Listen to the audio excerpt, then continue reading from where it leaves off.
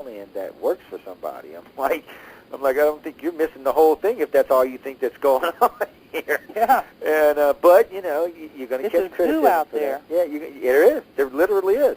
Like I tell people all the time, we only deal with 5 basic types because we try to keep as much data orientated as we can. But I express this all the time. There are probably more than that visiting the planet. There's also what I like to call is dimensional bleed-through and things like this where dimensions are fading across, and there's contact in these realms. I'll give you an example. Boy, talk about making paranormal people insane with this. A couple of years ago, I introduced new theories about ghosts. Well, actually about a decade ago. I said I thought ghosts were dimensional bleed-through. I did not think they were dead people. And, of course, this just went insane. I'm like, well, guys, think about it. I said, you've ever had a dead person talk to you, or have you ever had a family visitation after a death? And a lot of people, of course, have. I said, have you ever noticed that there's always something slightly off cue or something slightly wrong with the visitation? Like, you know the individual, and these are usually visual, not audio, or audio and visual, but they're usually visual involved. I said, but you'll notice that sometimes a person's slightly different, or they may say something that slightly doesn't fit. I said, dimensional bleed-through will allow your father in another dimension to talk to you directly. I said, the problem is in that dimension, they're still alive. They're not deceased. That's a good idea. I like that. And I said, of course, we're going to take it as they're dead because, of course, we've lost a parent or a loved one. And what got me on this is when right after my father died when I was 16, I had a visitation, but he was talking to me, and it was my dad, but he was saying things that just were not quite in frame with the life that I had with him. And I thought maybe it was some kind of disinformation or some kind of mess between the two realms, and then I realized that's not what it was. It was a different branch of reality. Yeah, once I realized that there was multiple dimensions, I realized, well, if there's multiple dimensions, a lot of what we consider ghosts are just bleed-through from other dimensions. Well, there's another really good theory, and I don't remember if it's in High Strangeness or if it's in something else I've written, but it's one that was put forward by Tom Lethbridge, and he was a really interesting guy in England. He's dead now. But he noticed that there were a lot of hauntings in England that occurred in places where there was underground water.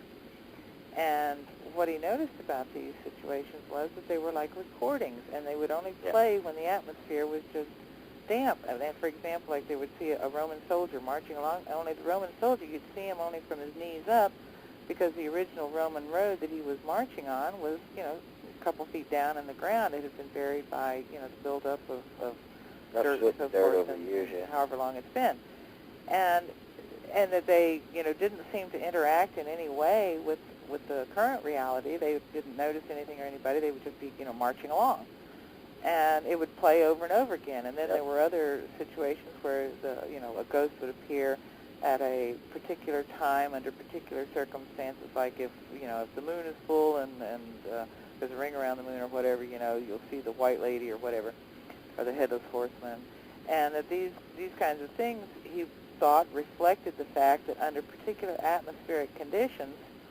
there were fields like magnetic tape in the stone and in the water in the fields. Yeah, we've talked about that where water. Yeah, some things. And it would just run like a tape. Yeah, we've actually discussed it, and we do think that's the two theories we've used: the dimensional bleed-through and the one you're talking about, because. We really do think those two theories explain almost 99.9% of the ghost encounters. Not 100%. I have to agree, yeah.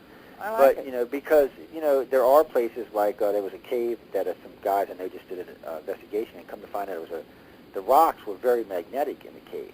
And he said, when he seen this, it was like a replay. He said you would see it. It did not interact with them. It did not see them. It did not bother them. And then a couple hours later, it would start over again, and it was the same thing. And exactly. And I do agree with that. I think that's a very plausible explanation. And like I said, what we're talking about, those two theories explain about it, but the ghost hunters don't want to hear that. Oh no, because then it puts them out of business. They want dead dudes. You want to catch one. Yeah, I tell them all the time, you're not a true. If you're not looking at these two theories, then you're not a real researcher. You're somebody who wants to sensationalize this and make some money off of it. I say, because any real researcher is going to look at both these theories and say, well, damn, they cover a lot of what we consider to be ghosts. And like I said, it's 99.9%, but there still is that 0.1% out there that is not explained by either theory. And those still need legitimate investigation. But Unfortunately, I got to say, the majority of ghost hunters that I meet are lacking at best. Oh, they're pathetic. There's a couple of them out there that do decent work, but in general, most of them are just fame hogs or Yeah, these so-called paranormal experts. Looking for a Ghostbusters. paycheck or a lot of them. I hate to say this, it's about stroking their egos. It's you know, they want to be patted on the head. They want fame and fortune, or just fame. You know, a lot of people are happy with just fame, but And some of them start out with some good ideas and Some of honest them do. intentions, and then somewhere along the way they just get, they get lost.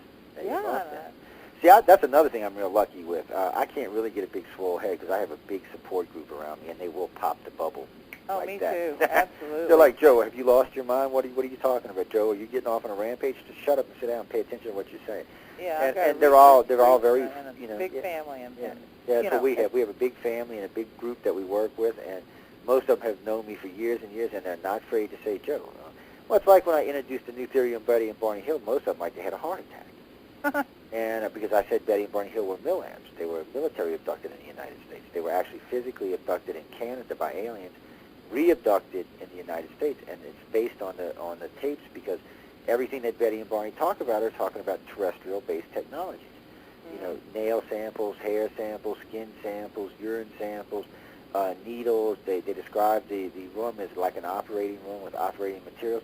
This is terrestrial. This is typical 1940s, 1950s, 1960s contamination research. Like if you had been exposed to something and they were trying to find out what it was. It's typical. And of course, because I changed this, people are coming unglued all over the place, but you know, most ufology is accepting it now as the correct explanation for what happened, and I just don't understand why I was the one that had to correct it. I still don't understand that today. I mean, well, I'm glad somebody's doing what you're doing because it certainly needed to be done. It does. And it wasn't being done when I was reading cases and frantically trying to, you know, get answers. Yeah, because somebody. we didn't start coming public. Probably we formed the organization in '99, but really and truly we didn't start getting real public 2003, 2004. You know, so it was a little bit later than after what y'all were doing, and even then there was a lot of resistance to what we were doing, and of course we were new. You know, and then all of a sudden we became the largest UFO abduction organization on the planet, and of course that made trouble. Like I was talking with Alejandro Rohan last night. As a matter of fact, we had on that support group or in the virtual auditorium. We have a virtual auditorium where we broadcast from. Last night in there, I was in there, Karen Dolan was in there, Alejandro Rohan from MUFON was in there, Grant Cameron was in there, and a couple other researchers were in there. We were just chit-chatting about a lot of the stuff we're talking about now. And anybody who happened to have been lucky in being there got a very special treat because you don't see that many ufologists in the same place talking about the same stuff and agreeing on it. But, you know, it was hard for us when we first started, and it was hard, you know, when we had to fight with MUFON about, no, you're not the largest organization, and you don't have the best researchers, and you know, we're 5 times your size. And we have way MUFON more. is a black hole.